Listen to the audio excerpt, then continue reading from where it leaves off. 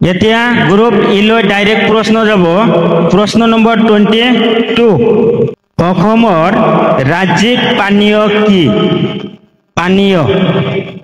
অসমৰ ৰাজ্যিক পানীয় কি টাইম আপ গ্ৰুপ এফ বাগৰি যোৱা প্ৰশ্ন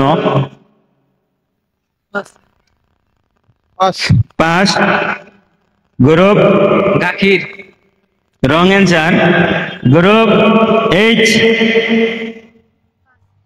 পাঁচ I পাঁচ pass group A